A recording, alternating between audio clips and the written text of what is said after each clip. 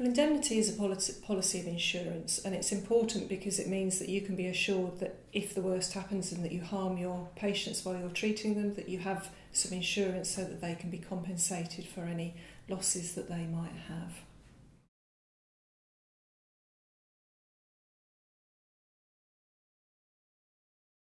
It's absolutely essential that you consider your insurance because it's a mandatory requirement of Health and Care Professions Council registration. So if you're a physiotherapist and you want to work, you need to be able to show that you've got insurance to practice. The CSP insurance scheme has two aspects to it.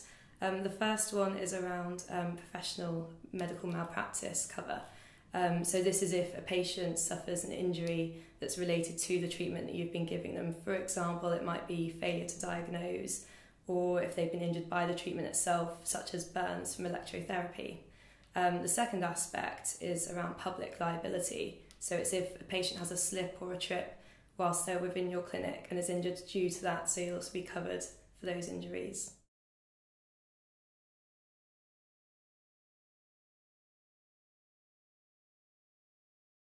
You also get access to the insurance brokers, and should a claim arise, you will have access to a specialist team who deal with clinical negligence cases on a daily basis, so you have access to all of their expertise. Well, the CSP insurance scheme is very comprehensive and it will cover most members in most circumstances, and that's an important thing to realise, that it does provide cover regardless of the setting that you work in. But if you work in certain situations, you will need to consider if you need extra insurance. So for example, if you work with animals, you'll need separate insurance, and if you work with certain kinds of professional footballers, you'll also need to take specialist advice.